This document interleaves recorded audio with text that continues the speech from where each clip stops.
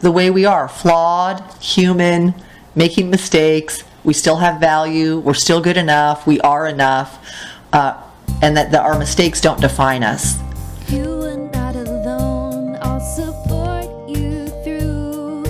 You don't have to run. You can always overcome everything that you've been through. Share your story here and lay down your fears. We all hear your pain and there's only left to gain. You can get it all right here. Hello, welcome to Good Things from the Couch. I am your host, Elisabeth Davies. I am a mental health counselor and an author. And today I have a special guest with me, Nan. Nan, welcome to Good Things from the Couch. Thank you for having me. You're very welcome. I know that you started counseling back with me in 1999, which is 22 years ago, quite a while. So a lot can happen in 22 years. Yes. So when you first came to see me, you had a few of your goals, and they were to understand why your emotions fluctuate when everything seems fine. And then another goal you had was to resolve past issues with your parents. You were raised in an alcoholic home with your mother having an alcohol problem. And then the third one is to have more understanding between your spouse and you. And I think at that time you had just been married a very short time. How old were you when you got married? I was married in 1997. Okay, so you'd only been married 2 years at that time. Correct. And so you had mentioned to me when you first started coming in that you had fears specifically, and this will be good for the audience to know, because anyone who's been raised with a parent who's an alcoholic, which research shows 1 in 8 children in our country are raised with an alcoholic parent. Over 28.6 million children in our country are adults of alcoholic parents. So I wanted to have you talk to the audience a little bit about that, a little bit about how it affected you specifically being raised by a parent who was an alcoholic. Okay. I think that you helped me work through some perfectionist tendencies, relationship communication, taking on too much maybe. So I think those are some of the early things that we worked on, and focusing on what I can control and setting good boundaries. Mm-hmm. Mm-hmm. So let's start with the perfectionism thing. Perfectionism comes from not feeling good enough. Yes, like at the root of perfectionism, I didn't do it well enough, I didn't do it right, I'm not enough, not good enough, and that's kind of where that tendency comes from. And if you're raised in a home with an alcoholic parent who is typically verbally abusive or certainly unpredictable and volatile in their emotions, depending on how much alcohol they're under the influence at the time, children can tend to be raised and want to be perfect to not upset the parent. Do you think that's true?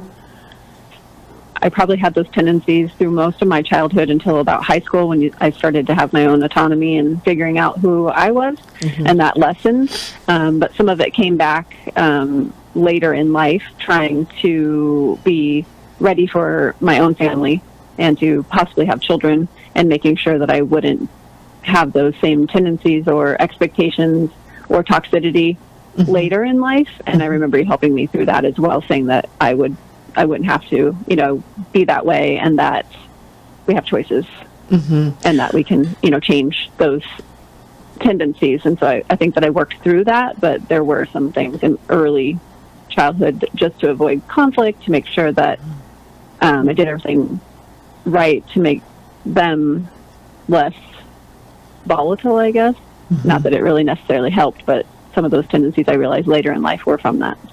There was a lot of confusion. Yes. It was inconsistency. Yes, right. And then the child doesn't know. Like, how old were you before you discovered, wow, really, it's because my mom's an alcoholic? Probably around 12 or 13. So when we're younger, like when you were younger, 6, 7, 8, 9, 10, this is where the perfectionism comes in, because maybe you don't have the awareness, children don't, that like, why is my mom being so volatile, or why is she in a good mood Right. sometimes and not in a good mood other times? And we think, maybe if I, as a child, change my behavior, that will have an influence on my alcoholic parents' behavior. But you realize that no matter how perfect you are, what? Right. Yeah, it doesn't change anything. It doesn't change anything. But we don't know that. No. Correct. Wanted to break the cycle, break those patterns, and make sure that I was in the best mental state before having children of my own. And you really guided me through that process, and understanding that these are choices again, and that you do not have to have those tendencies. You don't have to be the way that I was raised. It could be very different. But what skills do we need not to be that way, right? The listeners might want to know, because a lot of listeners struggle with perfectionism, and not just necessarily from coming from a home of an addiction. I know my mom was perfectionistic, and I know me and my sisters struggle with that, and it wasn't even from alcohol, it was just from other dysfunctional things. How do you learn not to be perfectionistic? What skills specifically do you put in place that you can let perfectionism go? I think for me, it was knowing myself, so like learning to know myself and what my strengths were. So just awareness of self, focusing on what you can control, mindfulness of what is around you and what you can control. And there is no perfection, really. So just being able to let that resonate and having that weight come off of your shoulders, that there is no perfect, and knowing that really takes the stress and pressure off of being perfect, because even if you try, it's still, obviously not going to be attainable. Right. And so that's really good for us to know, right? There is no such thing as perfect, and also just the way we are is good enough. Yes. The way we are, flawed, human, making mistakes, we still have value, we're still good enough, we are enough, and that our mistakes don't define us.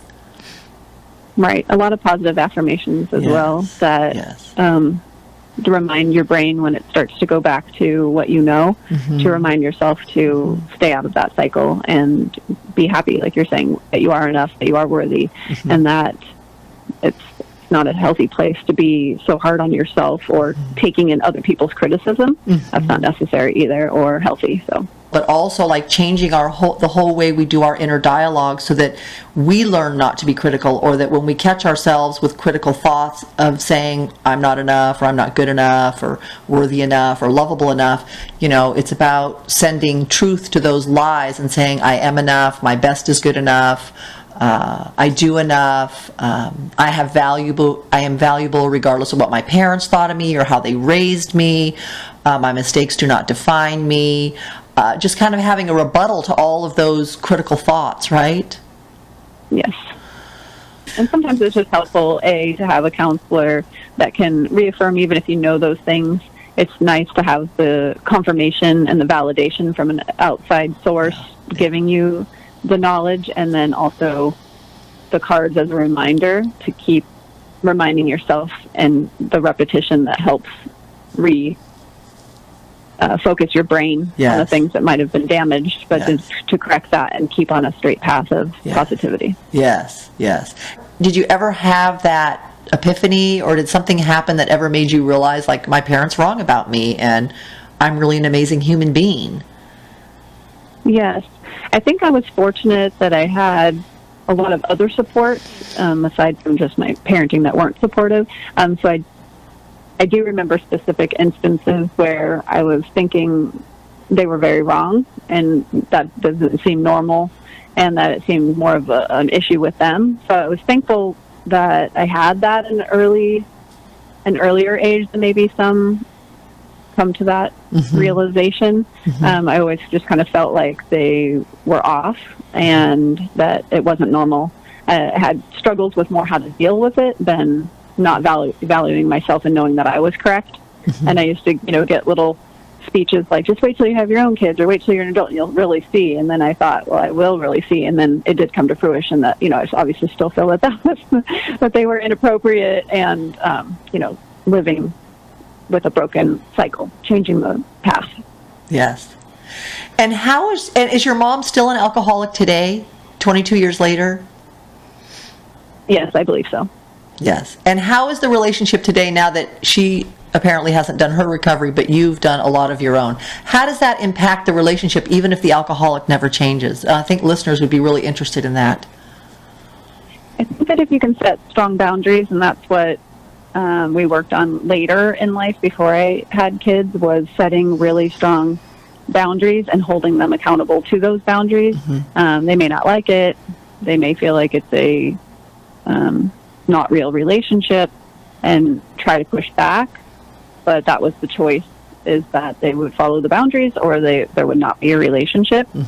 They chose to follow pretty much 95% of the time following the boundaries. So I feel like even with alcoholism, it's fine because of that's their choice, but then having boundaries keeps myself and my family safe. Yes.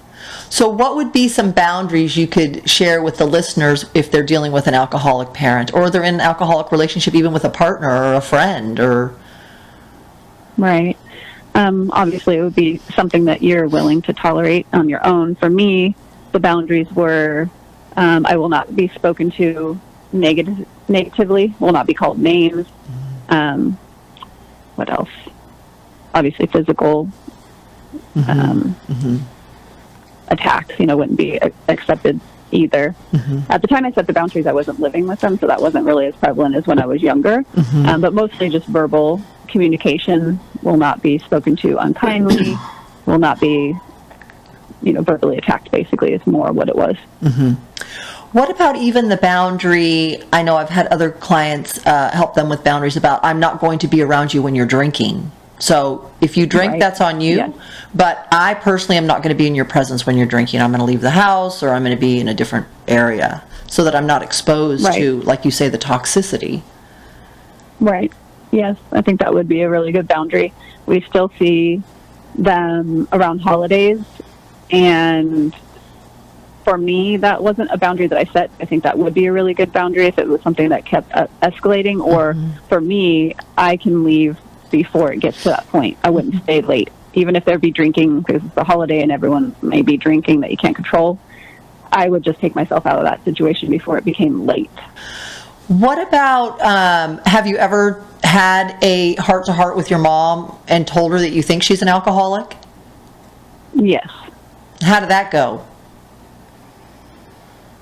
It's happened several times, so some of the times not so well. Maybe some other times not wanting to agree with it, but knowing that they have a problem, but not admitting to it. So there's never been an admittal to the problem. Yes, I'm an alcoholic and I need help, but maybe just realizing that they have issues.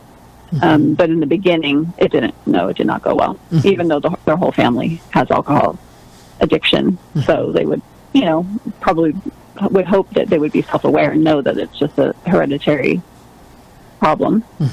But no, it didn't go over well. I was going to say, it doesn't ever go over well when we say that. And like you mentioned, which is good for the listener to know too, if you come from an alcoholic home and you're growing up, and both your parents were alcoholic and now their parents are alcoholic, and there's a history of it in the family, you might just think it's normal if you've never done any recovery. You might just think, well, I'm not an alcoholic. My mom drank more than me, or my dad drank more than me, and this is just what we do in our family. Because they say 95% of alcoholics are high functioning, meaning they have jobs, families, homes, cars, pay their bills, all of this. Right. And only 5% of the alcoholics are like homeless or on the streets, or have, not able to have jobs, families, and all that. So the majority of alcoholics are pretty high functioning. Also, another coping mechanism we oftentimes have, or an issue we have from being raised with an alcoholic parent, is trying to control things that aren't in our control, because the alcoholic can be out of control depending on how much alcohol they have in their system. And so then we're trying to, as the child, control the situation to avoid anxiety of having an out of control parent.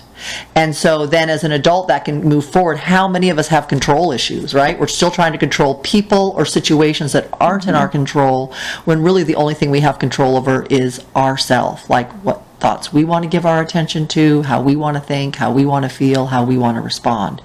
And that's like a daily reminder for a lot of us, right? Not trying to control outside situations. Another thing that was really helpful was categorizing or compartmentalizing people, knowing that you can't control them and accepting them for who they are. And even though it's not ideal, and I don't want those people, obviously to be toxic or unhealthy or damaging to themselves, knowing that I can't control that, and that's not in my realm of even close to being able to, but accepting them for who they are helped to know that I'm not responsible for them or their actions. Setting good boundaries, and then just moving forward, kind of grieving who you maybe wanted them to be and what your expectations would be was helpful, just to know that they are who they are and that there is no changing that. And don't you think, though, and that's like really key what you're saying, and wise, to be able to accept that we can't change someone and to accept that that's who they are, but don't you think that also starts with accepting who we are so we can extend that acceptance? Because a lot of times if we don't accept who we are, how are we going to extend that acceptance to someone else? Right. So that definitely starts with self-love for sure. Yeah. And then and here's another thing with the alcoholic relationship is shutting down. So besides the perfectionism, trying to control what's not in our control, is that whole part of hiding emotions. Because we grow up in a family where if there's dysfunction or alcoholism, it's not safe to say your real truth. It's not safe to say to the alcoholic parent, you're out of control or you're drinking too much. It's not safe to say your true emotions or have your true emotions, because first off, the alcoholic isn't in emotional control when they're drinking too much, right? They're out of control emotionally, and they're not available whenever they're medicated with alcohol or drugs or whatever their addiction is. They're not available emotionally. So I would like to give a little bit of time to talk about that too, how it affects us emotionally growing up in that kind of a home, and then how to healthily start expressing emotions again, like the impact it has, and then how to heal that. Keeping everything in, which is pretty toxic, but then as an adult, being able to express needs or saying that's not helpful. I think that comes up as an adult if something's being said or they start to cross that line or that boundary, just reminding them, but not necessarily addressing the alcoholism. So maybe that's just how I've handled it, but that's not really my concern anymore. It's not your concern anymore because you're moved out and you're an adult and have your own family. But what about like we leave the alcoholic family, right? You leave as an adult, and now you go and you're married and you have children on your own, and you separate. But now in your relationships, and so if I'm not allowed to say how I really feel, and I'm used to stuffing down my emotions and my truths as a kid growing up in this home, and now I leave the home, now how do I all of a sudden learn how to, it's okay and safe to express my emotions now, when it's been a habit for 18 years or however long I'm at home to not express my emotions? Right. I think some of that came out through maybe my marriage, not expressing everything in the beginning until I was able to get therapy. And I'm very appreciative of the work that I was able to do with you over the years. I don't think that it came with an issue with my children, because that was separate, and I came into it with a different mindset of good communication from the beginning. So just, again, self-love, lots of therapy, and affirmations, and communicating in a positive way, and feeling that it's safe. And when you build your own environment, I think that it is safe, because that's what I've built for myself. Yes. So I think journaling was also a venue that I've used and given to lots of people about one way to start getting in touch with your emotions if you come from a dysfunctional family or an alcoholic home, is to start with the journaling process. What do you think of that? Do you think that was helpful? I don't think that I used it as often as I should have probably in the process, but I think that it is a very good outlet to get those feelings out and be able to go back and read over what you were feeling at that point, because sometimes you may even forget what the emotions were. Another thing that it made me remember what I did in the past was to write a letter to the person of everything that you wanted to say, and I did not. There's times that I did give them, but some of them I did not actually even give them. And that just the process, not the product of it, really was therapeutic and helpful. That's very powerful to do, is write a letter to the person that you never have to mail or they never have to see. It's just a way of getting out all of those suppressed emotions up out of your being, out onto paper. That is a very powerful thing. And I've done that before too. Wrote a letter to my parents when I was much younger and had clients do that as well. It is pretty powerful. Or just a letter to whoever has really, really hurt you. But what about the trust issues that get developed from being raised with an alcoholic parent or coming from a dysfunctional home because the parent is not trustworthy? Broken promises, lying, sneaking, manipulation, all the things that happen with a parent who is under the influence of alcohol or drugs or dysfunctional. I think I was apprehensive even in relationships and not wanting to be too involved or too close or trusting friends with information. And I could still think that continues to this day, that I'm very selective with what I share and who I share with. I think that it was healed by finding trustworthy people and an inner circle that I could feel comfortable with, that I could be my true self and say what really was on my mind, or knowing who to trust. It was, I think, difficult, though, as you bring that up. I probably was more selective about who I was open with. I mean, do you still feel like all these years later that you still have residual leftover trust issues that come up here and there, pop up here and there?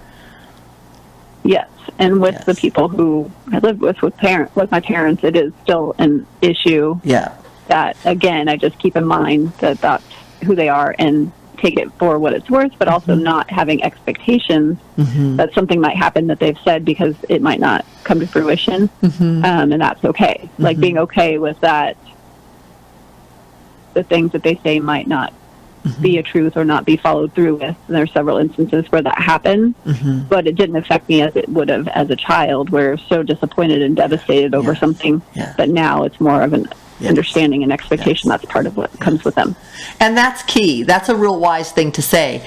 So that now when you are hurt because someone betrayed you or said they were going to do something and broke a promise or didn't follow through with their word, now you don't get hurt like you did when you were a child. Like as a child you are devastated. But as an adult, when someone isn't following through and they're breaking a promise, or they're lying or manipulating you or doing things that are untrustworthy, you don't get as hurt. And that's key. That's a lot of healing, I think, is if you can not take it as personal and be like, well, that person's just not trustworthy. It really isn't about me per se. Yeah.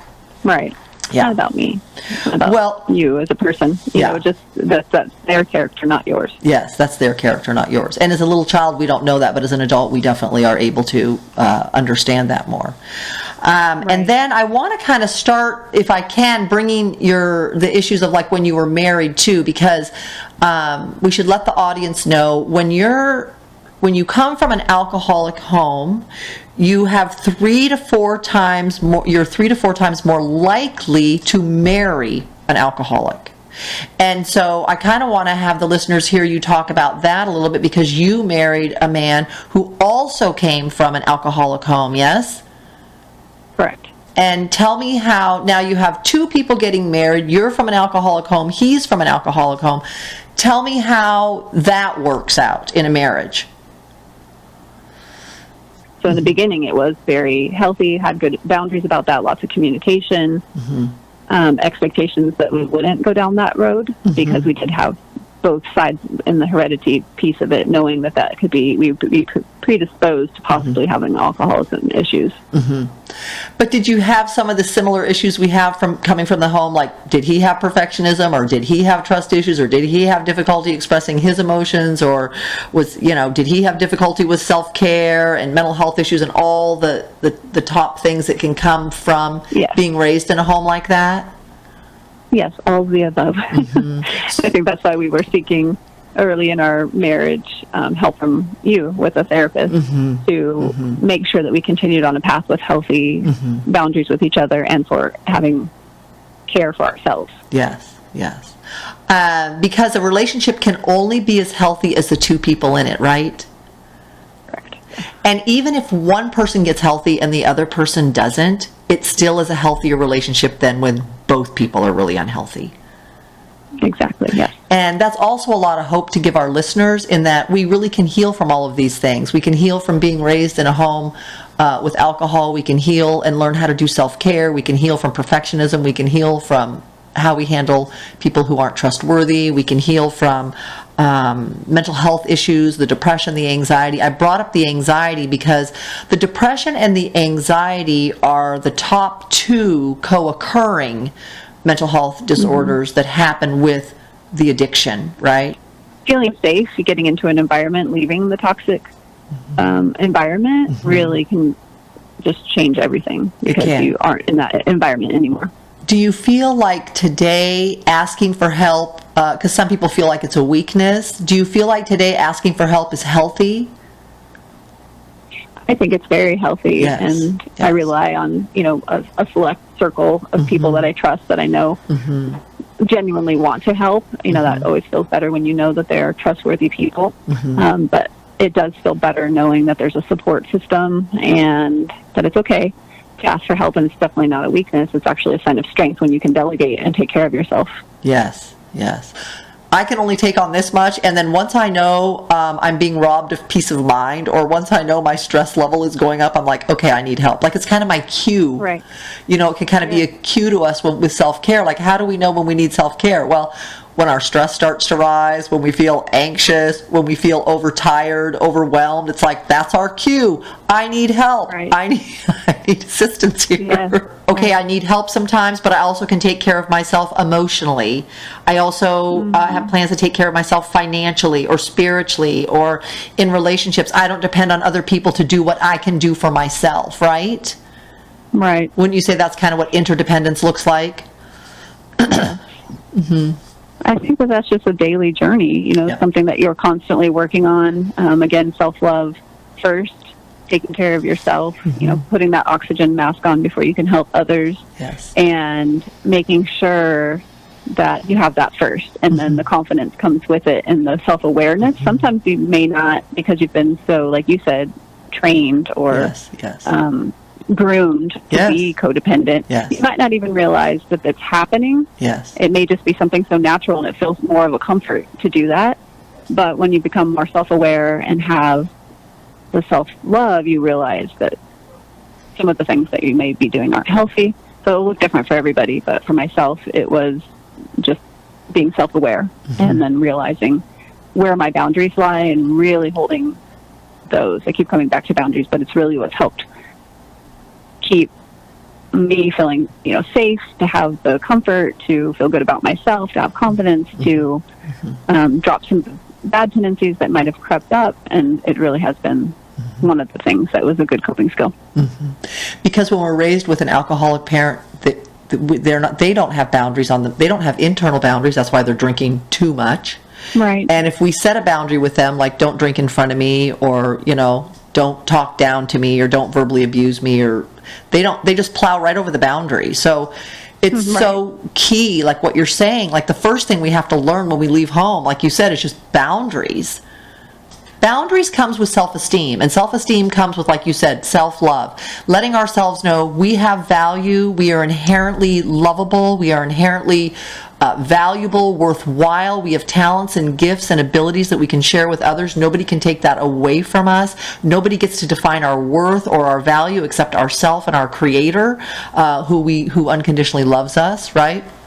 And separating from how our parents defined us or what our parents told us about ourselves. But to have that external from a professional, it helps, because you're like, well, they're the professional. They know best, and to be validated like that is freeing. So I think that my work with you was a lot of that. Maybe I knew it, but just hearing it again was reaffirming and gave me the confidence to keep those boundaries strong, because I wasn't wrong. Yeah.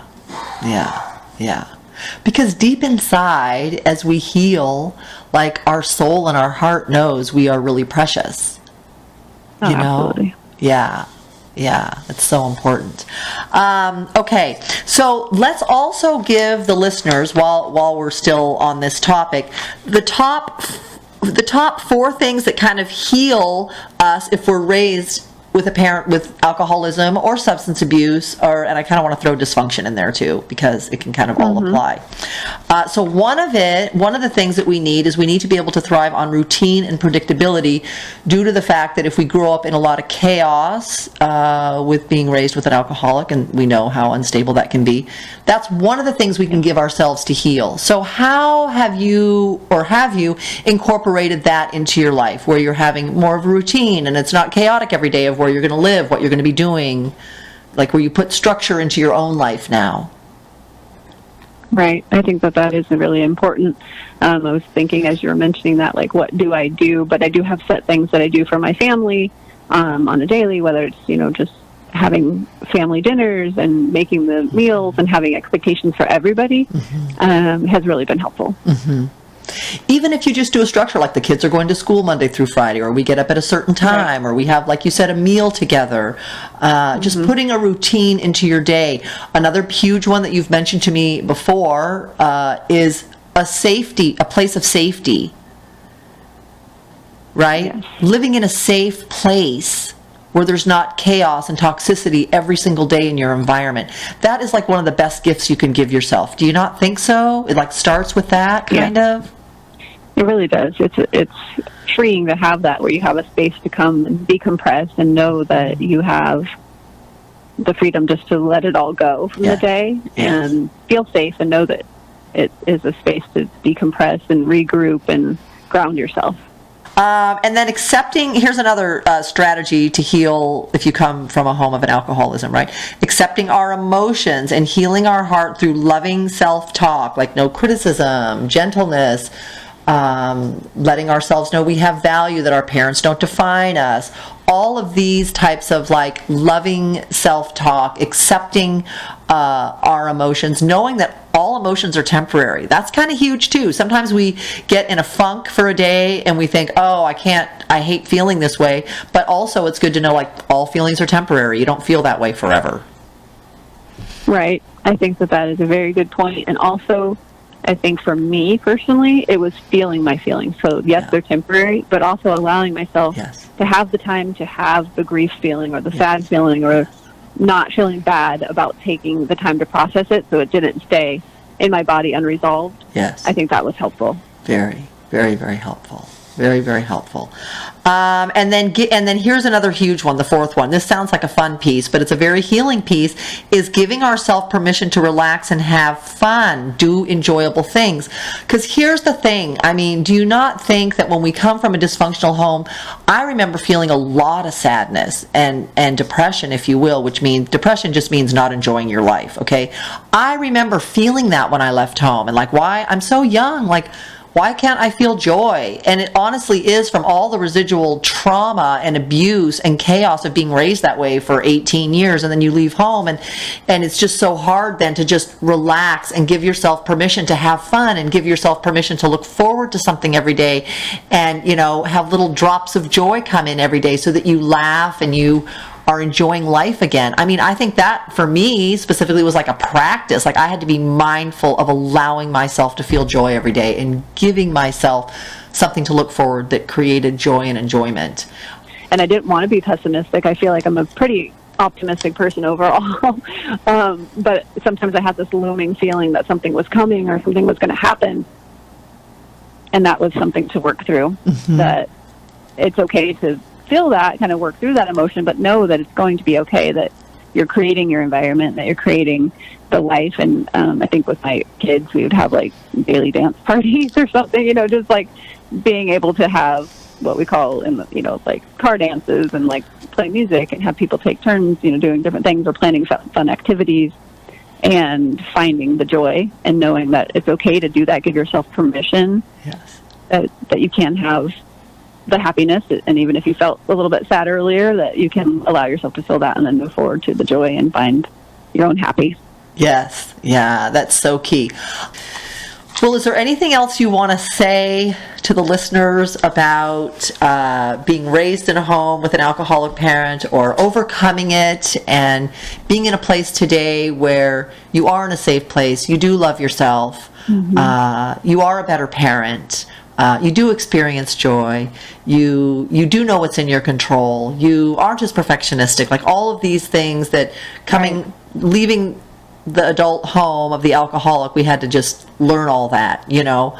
Right. Yeah, it's just terrific progress. Yeah, it is a journey and it is a progress. So even if you're at the bottom, I think that's the biggest thing, is that even if you feel like there is no hope and there is no way that things can change, just know that there is light at that end of the tunnel. Yes. Like, just even when you hit bottom, the only way you can go is up, and that there are, you know, everything that you're doing for yourself and the healing, it may hurt and it might be a journey, but it's so worth it to be at the other end and to have more joy than grief, you know, to have so much healing. So yeah, you can do this, and it'll be good on the other side. And I always tell myself, no matter how bad your childhood is, you can have an amazing adulthood. And that is true. Absolutely. Because like you said, because it's in our control. Yeah, we create our reality. So I've created a pretty good reality with help with people like you. So, you know, again, it is a journey, but definitely you can create it and make it exactly what you want. Yeah. Yeah, that's wonderful. Well, thank you so much for joining us today, Nan. You shared a lot of really, really, really good points, and I just appreciate you taking the time to share your story and your journey with us today, and your hope of knowing that no matter what you go through, you can overcome, you can create the life that you want, regardless of where you came from. Absolutely. Thank you for having me. Absolutely. And may more good things continue to come your way from the couch. Thank You you. are not alone. I'll support